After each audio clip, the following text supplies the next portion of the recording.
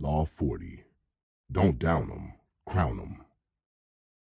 There's no such thing as bad publicity, except your own obituary. Brendan Behan. When someone says Rosebud's a motherfucker, that's the highest compliment you can get, because they've run out of adjectives. Rosebud. The life. My man Aquarius always had something bad to say about the other pimps.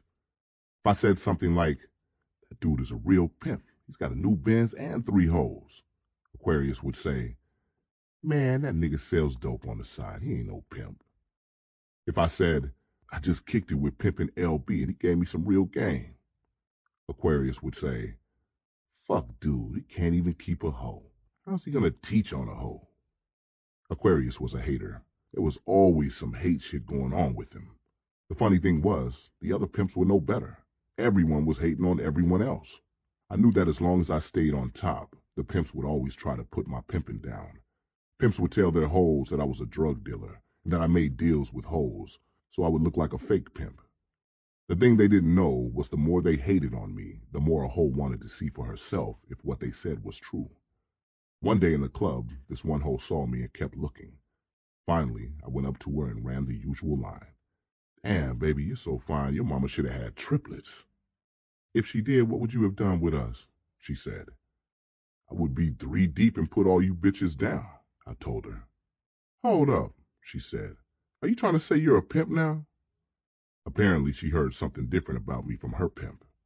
"Listen, you out-of-pocket bitch, I was born a pimp," I told her. "I ought to put a charge on your ass for talking to me this long." "Sir, I think you're a very sexy man and one of the best dressers in town," she said. "But all your friends say you're not a pimp. That's why I wanted to see about you for myself." "Bitch, if I'm so handsome, pay my ransom."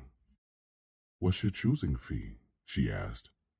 With that, she chose up and broke herself, and I had to serve her former pimp the news that blew his fuse.